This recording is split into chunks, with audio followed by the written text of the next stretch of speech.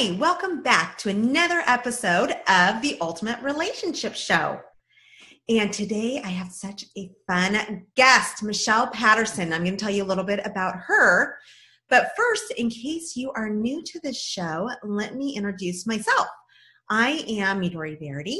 I'm a relationship coach, and I'm also the best-selling author to The Secrets to a Kick-Ass Marriage and the creator of a Live Sexy Relationship System, which is all about helping you come together with your partner and creating the most amazing, passionate, and loving life you could live.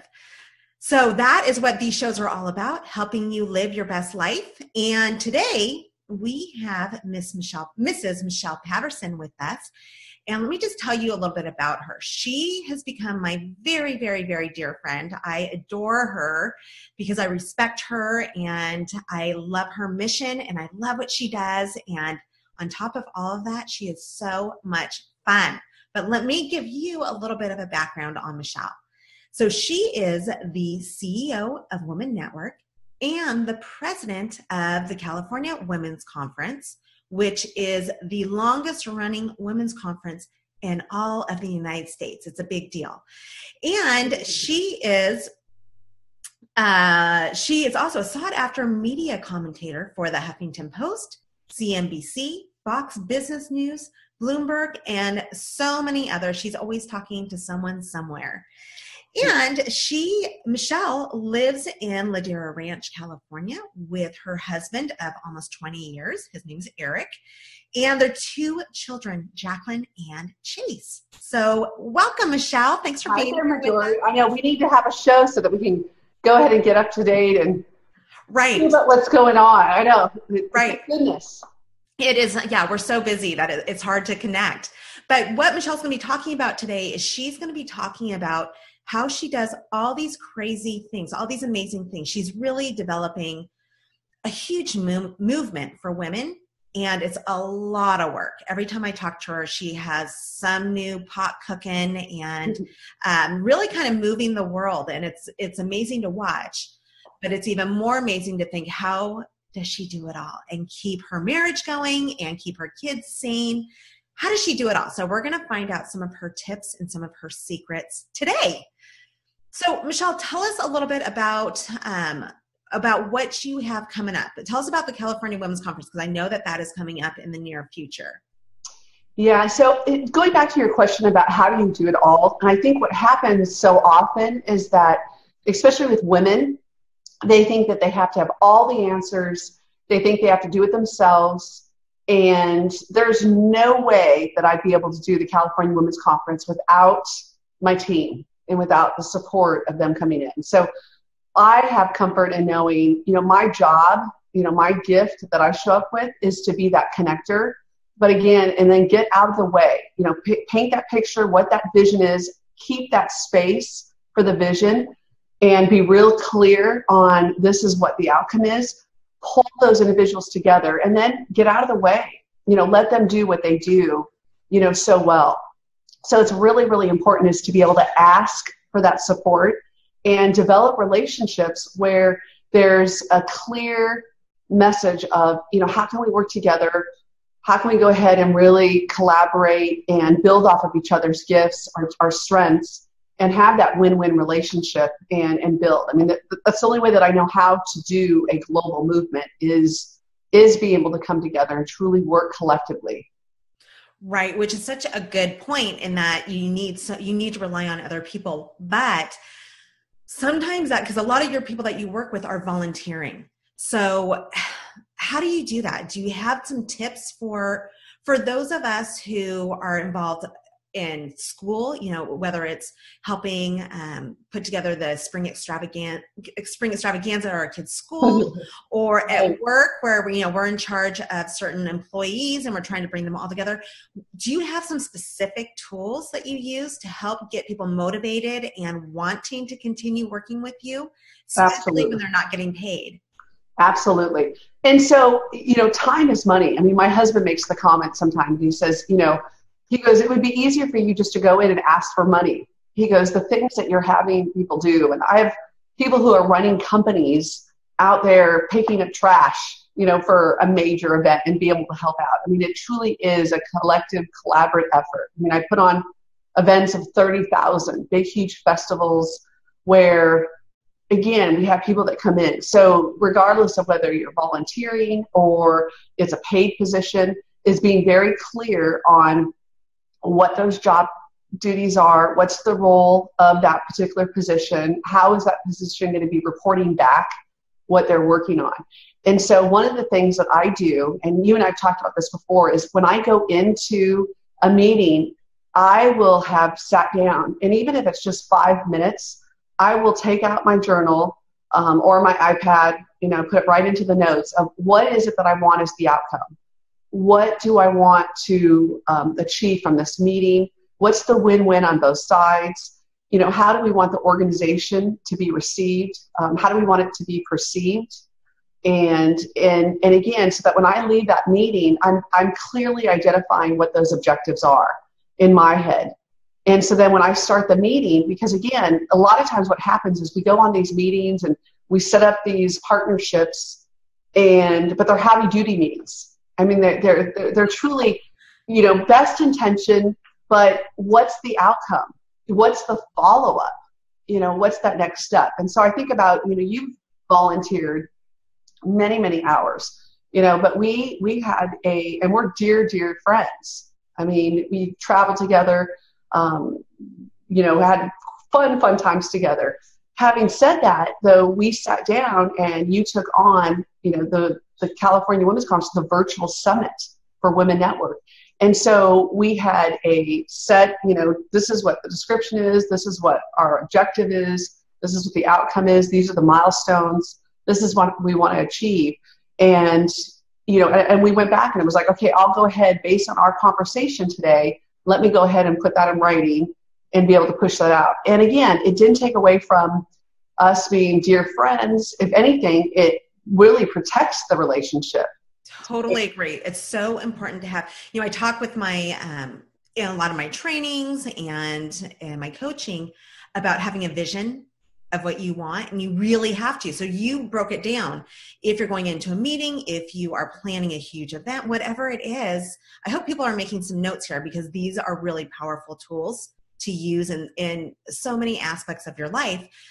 But writing down what your intention is, what you want to achieve in that meeting or in the presentation or whatever it is. Again, these skills that she's teaching you are adaptable to so many different scenarios, and being very specific so that when you go in to the meeting or into the presentation or when you're planning some big event, you're clear on what you're trying to achieve. And it makes it so much easier. Right. And everyone's clear, right? Just like you said, Michelle, when you and I got put together the virtual summit for California Women's Conference, we had to be really clear on what we wanted and how it was going to look. And the clearer we were, the more that it happened. So I think that's a really, really important and powerful tip for everybody. Well, and think about it too, because you're dealing with relationships. You're dealing with many, many, many people. And so your work relationship, your friend relationship. And so when you start crossing the line, which, I mean, you hear this saying, oh, don't work with the people that you're good friends with. Well, I disagree. I disagree. Yeah, I mean, I want to work. That's who I want to spend time with.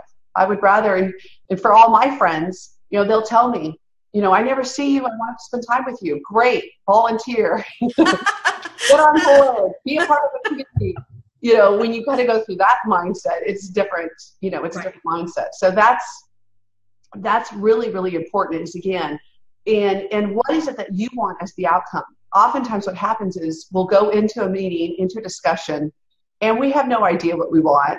And so what happens is the dominant thought will overpower. And next thing you know, the conversation, you're leaving there scratching your head thinking, okay, now what did I sign up for? And what am I doing?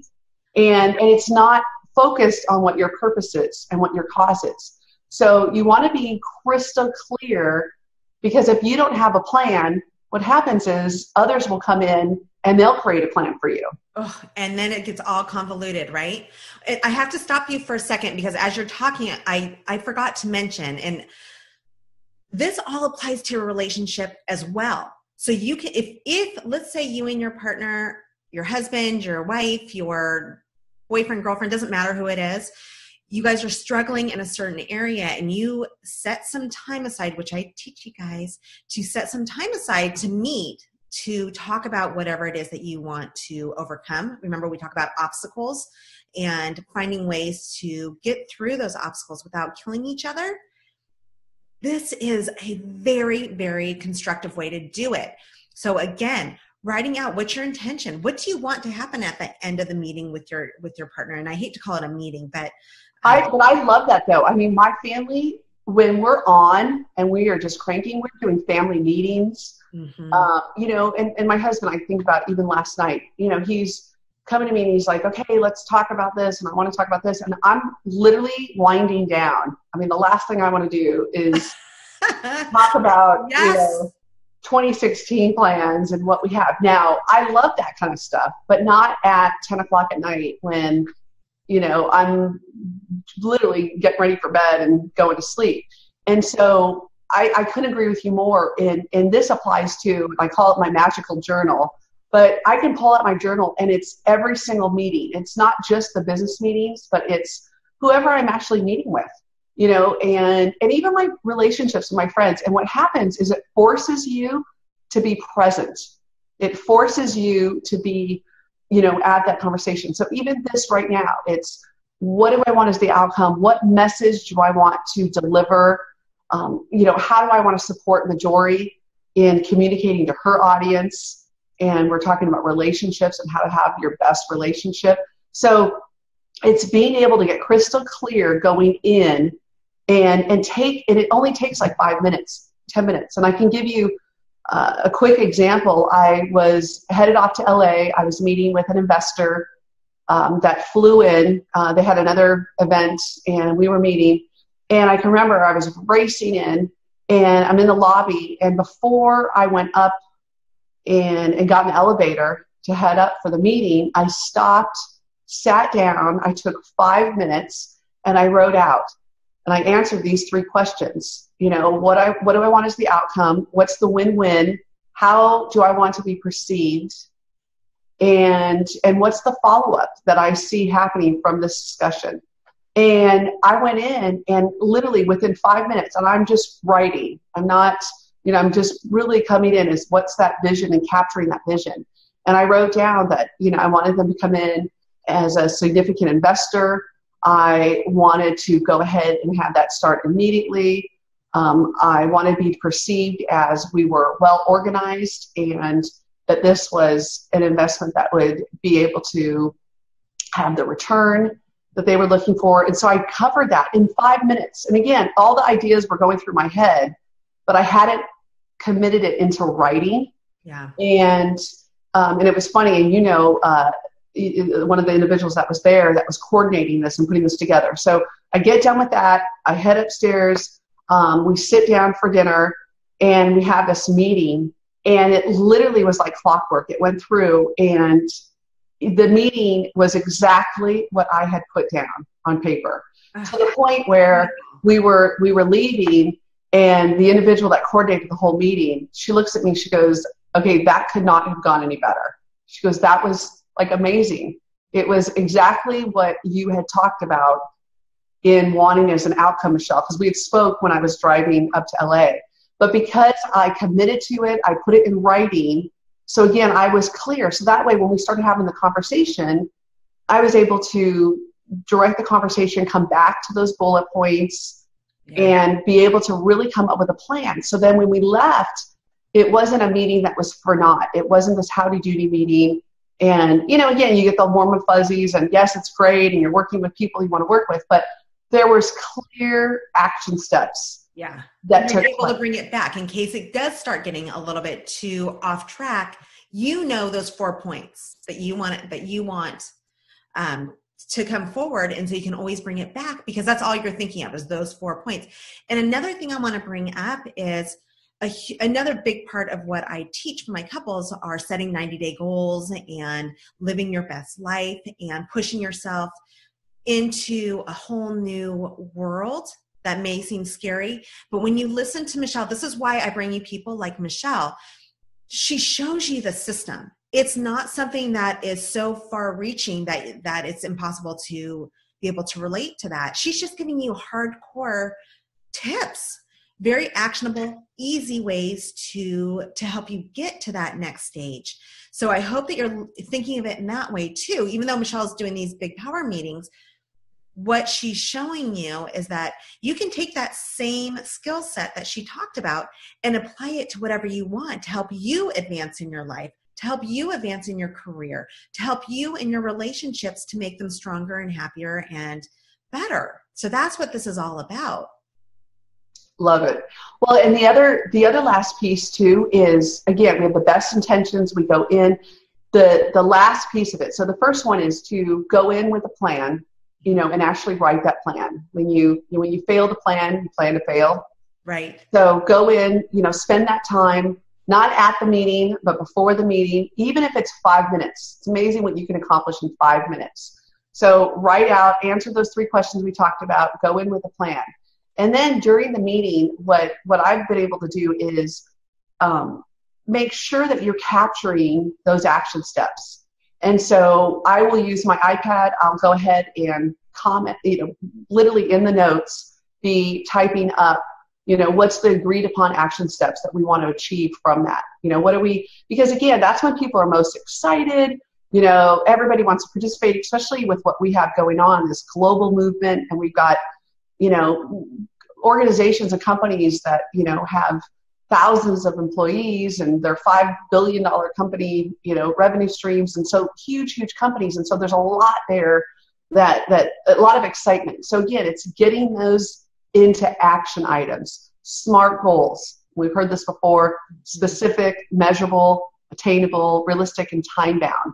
So making sure that you have SMART goals, but actually writing it down and taking advantage of the time that you're in that meeting. So the iPad, when I use my iPad, I actually put it right into my notes.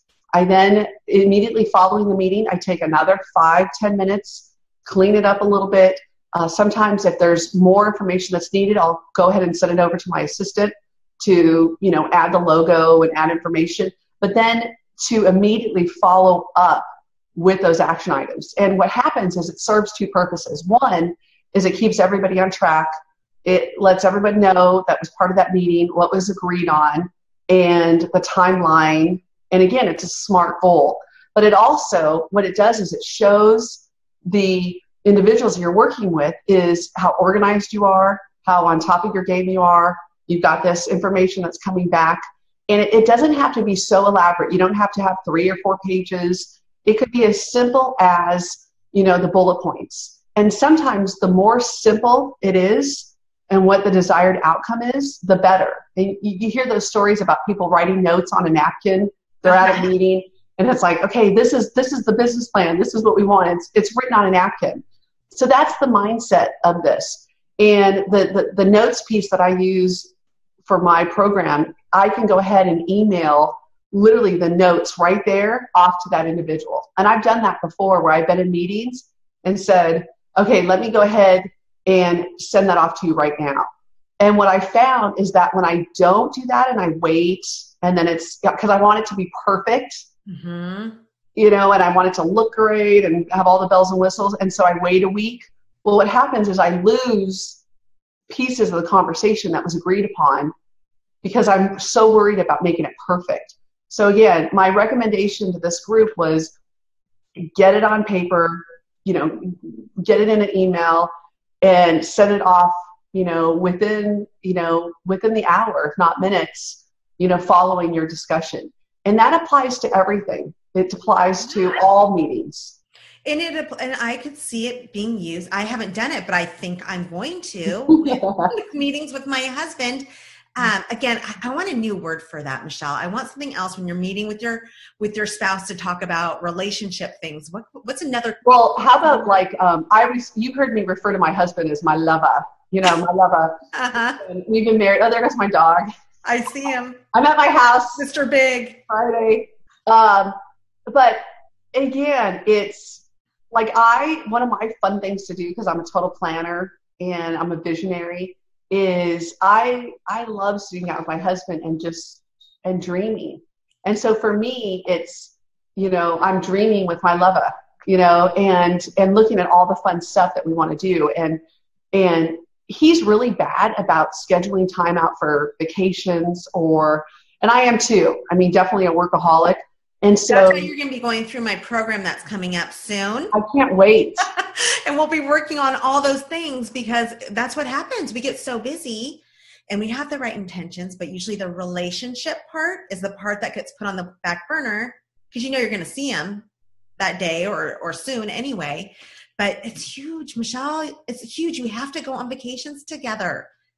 Well, think about it. We will spend all day long planning work stuff and everything, and then we don't take the time to plan our future together and to plan our excitement. And sometimes, I mean, think about it. We work so hard for that quality time, but yet we never have that because we're working. So it's being able to carve that out and put that out. I use, again, my phone, being able to capture and really have your calendar work for you.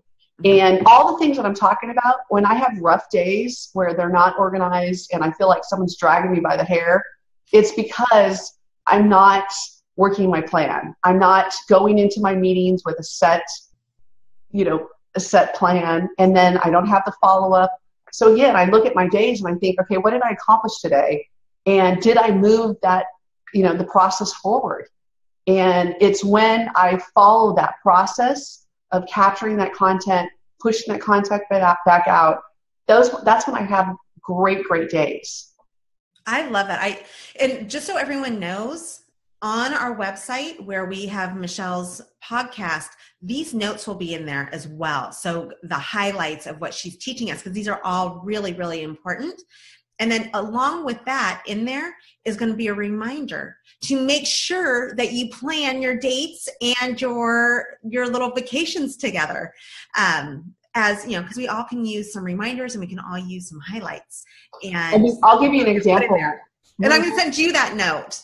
I'm going to send I'm not a huge fan of long distance, driving. And we were driving to my husband's parents' house, and it was, in Sedona. It was like a 7-hour drive.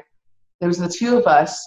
So then I thought, okay, I have 7 hours, of this like amazing time, together. How often do you have that really of just, quality time, just the two of us, no kids. And so I went ahead and got a book that was, all the questions to ask, your lover, all the things that you want to know. And so I brought that. And of course, at first he's like, what do you have me do? Oh, I love that. You're going to have to give me the title of that book. Oh, I'll totally. And it was, I brought a couple, but it was like what to do on a date night or, just engaging questions, things that you want to know. And so I pulled that out and we just went back and forth, and I'd ask a question, he'd ask a question. And it was honestly, it's probably one of my best trips. And I love that intimacy of just getting to know him better. And even though, we've been, married for almost 20 years and together for 22, there was things that I didn't even know, and again, we evolve. And so what it was able to do was just connect us. I love that. So again, Michelle's going to get me the name of that book, and I'll put it on our website so you can see that as well. But what a great idea. And there is something about when you're in a car. I know, like when I was taking my son to college, it was great. Right. He was stuck in the car with me. And so there's just a different level of connection when you're stuck like that. Just make sure your phones are turned off. Yeah. And that you're my kids, again, and in the effort of being super transparent, and my kids won't be like, Mom, you're on your phone, or Mom, so I really make a point of, again, when I'm planning that time out, how do I want to be perceived, what's the desired outcome, what's that connection. And so again, to be a better listener, but also to be present. So in going back to the car ride, it's really easy for me, especially because we were driving. It was, during the week. So my phone, I'm there's calls coming through, and it's really, really easy for me to take a phone call, which for him, he hates that. I mean, sure. I've seen. He's just like, really? You're going to be on the phone the whole time? I mean, he just hates that. Right. And he's like, I don't want to listen to your conversation. And not to mention, he's only getting half the conversation because I'm sitting there on the phone, so he doesn't hear what I'm saying. That's not fun. Right. And also being, texting, email, and all that kind of stuff. So it's really going in. But I know I'm one of those individuals where, I wanted to have something planned. So that's why I was able to go ahead and do that. And then in planning, I let my staff know, my team know I'm out of pocket. I'm not able to go ahead and meet, and to really be able to honor that time together. Yeah.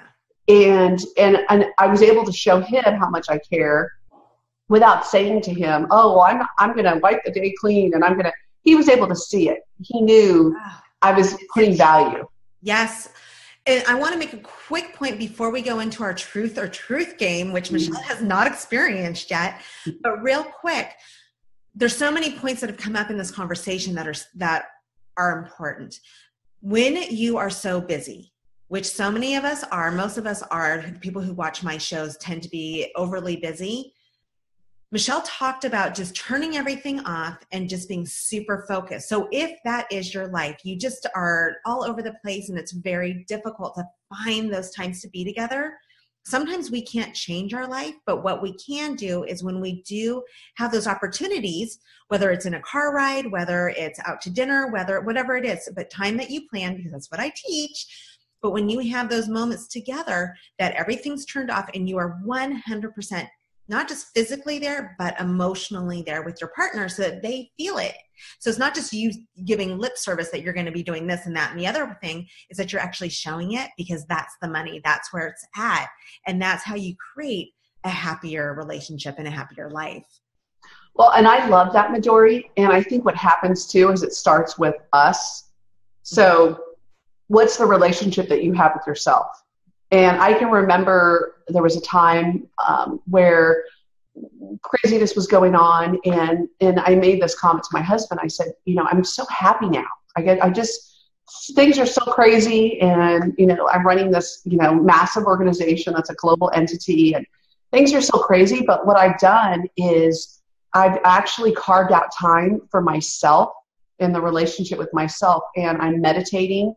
I'm working, utilizing, and I know Dennis Manis, with Brain Tech, who's the founder and CEO. So I'm going through, and I did it this morning where I had my meditation time and going and through and listening to the music that he has online. And I cannot emphasize enough how important, in order for you to be of service and to give back to others, is, are you taking care of yourself? And what would happen is I'd get up and the day would start and I would just hit the ground running, versus stopping and getting grounded and meditating and having that time. And then again, holding that space and planning out that time. So the days that I don't do it, it's craziness. But the days that I do it, I have this inner peace, and my days are so effective. And I feel better. And I told my husband recently, I said, ever since I started doing this, I go, I enjoy being by myself. I enjoy that quiet time. Even when I'm dealing with a tough issue, it's really sitting down and strategizing and thinking about all the possibilities of what to do, versus being frantic and racing around. And again, sometimes what happens is we fill in all the holes, we fill in all those pieces. We don't need to do that. It's, how do we take a step back? How do we get grounded? How do we get quiet? How do we utilize the resources that are available? Whether it's, working with Midori on a program to help you, have your best relationship. And the comment that I make, I told someone this yesterday, and she was talking to me about business and everything. And so I asked her, I said, who you marry, I go, that's your biggest business decision that you'll ever make. Yes. Very And good. she looked at me and she's in love and everything. And I said, because again, that partner that do they support you? Do you support them? Coming together. I mean, I think of all the things that I've done for my career that I would never have been able to do if it wasn't for the fact that I had my rock, my best friend, my husband, who's there for me, who supports me. And again, we nurture that relationship. So again, we get so caught up in business, and then we think, okay, the relationship side is separate, and it's not. It truly is, living your best life. And what we teach individuals on, the living your best life, it's these 5 areas. It's career, physical, financial, relationships, and community. And the individuals that are living their best life have all 5 of those areas incorporated together. They're integrated. And what we're finding, and this is Gallup poll that did a 50-year study, is only 7% of our world is working on all 5 areas. And so what you're doing is so critical because, again, it's putting it at the forefront. It's making sure that individuals look at their most valuable assets, and that's their relationships. The relationships they have with people at work, with their spouse, with their kids, even with people that they're just meeting is, how are you showing up in the world? How are you being of service? And we're happiest when we are of service. And so being able to clearly define how we want to show up, how we want to be of support and really have that tight relationship. I so agree. And I'm listening and oh my gosh, I have so many questions I want to go into. And we could probably go into 10 different tangents on this. So we will have a follow-up interview. Right. But anyway, I have to get to the next part of this, which is the truth or truth game. And also just so you guys know, at the end of this podcast, I will be telling you how to get a hold of Michelle too. So if you want more information on some of the programs that she's doing on the California Women's Conference or on Women Network, she is an amazing source for so many different areas of your world. And so I will be giving you that information. But for now, let's get ready for our game. Okay, Michelle. So this is the truth or truth game. And let me tell you how this works. There are no passes. This is my game. You get no passes. Why am I not surprised? Yeah. And you have to be totally truthful. You can't sugarcoat. You just have to be honest. Okay. That's what we want to see. So you ready? I'm ready. Okay, here we go. First question. I'll start off easy. Who is the hottest celebrity of all time? George Clooney, Marlon Brando, Paul Newman, or Johnny Depp? Definitely the first one. I'm a huge George Clooney. Yeah. I love him. I love his personality. He's hot. Okay, great. The next one. What's your idea of the best date? Going to the beach, romantic dinner next to the fire, or a night of dancing? Oh, that's a tough one. So I would incorporate all 3. It would be, next to the fire, at the beach, looking at the sunset, and then we're going dancing afterwards. Okay, fair enough. That sounds like a good date. You know me. Light on that. Yeah. Okay, next question. What's your most attractive quality? What attracts you most to a man? And it doesn't have to be just necessarily your husband. So you can think beyond that because of all of us see different men. So ready? A, integrity. B, humor. C, big pec muscles. Or D, a fat wallet. Well, so I put down the 10 things that I wanted in like a man, and then my husband showed up and he fit all 10 of those things. All 10? I didn't put fat wallet. I probably now, 20 years later would think, okay, maybe, but I knew I would make the millions and all of that. So that wasn't, it was really the integrity piece. The integrity, okay. Yeah, he's, and you've met him, Midori. He's absolutely gorgeous on the inside and out. He's just one of those individuals where he's so congruent with who he is, and he's so honest and thoughtful that he, and I think, oh my gosh, I'm married to him. I mean, he's amazing. And again, just that super supportive, rock. I mean, tells me, sometimes what I don't want to hear, but just is really good at being able to be my confidant and my go-to person, and thinks I'm perfect, thinks the world of me. but I would say it's the integrity for sure. Okay. And I have to agree with you. I know Eric, and integrity is what I think of when I think of Eric. So you did well. Okay. So the next one, this is a better question. What pickup line would work best on you? 1, I want to live in your socks so I can be with you every step of the way. Number 2, if you were a vegetable, you'd be a cute cucumber. I'm sorry, a cute cumber. Okay. And then number 3, I seem to have lost my phone number. Can I have yours? So I probably would say number 3, only because and you know this about me, I'm super direct. And I laugh with my husband. I'll joke with him. It's like, okay, go sit over there at the bar and pretend like you're trying to pick me up.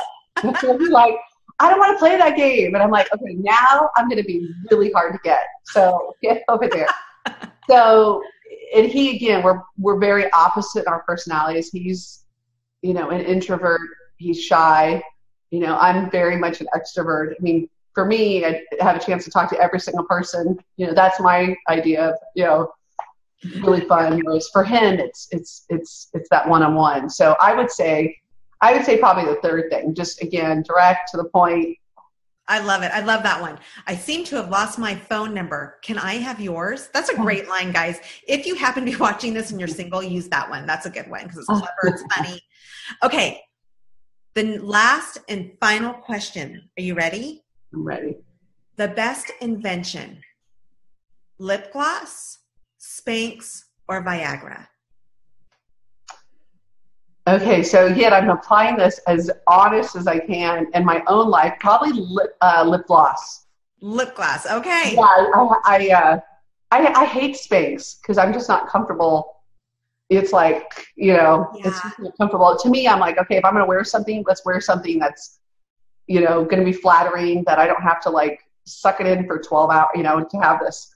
It's not comfortable. And just so guys know, because I think there are some versions of Spanx for men, but women tend to, I think, use them more often. They are not comfortable. I mean, you can't breathe. It's just depending on the size. So again, I've worn them. But personally, I'm like, if I can wear something that's going to be comfortable throughout the whole day, that would be ideal. And I haven't had a, opportunity or need to experience Viagra.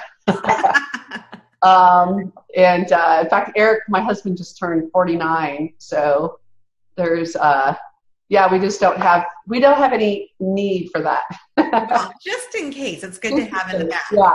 Just so in case. But there's nothing better than, you're wearing a jacket and you have lip gloss in your pocket, and I've got lip gloss on now. I mean, you can do a makeover really quick with lip gloss. So I would go I feel like I'm definitely not ready for the day until the lip gloss is on. Just a little lip gloss, right? Yeah. I hardly have any makeup on. It's Friday. And I'm like, all right, fluff the hair and then a little lip gloss. Yeah, so that's my thing too. I agree.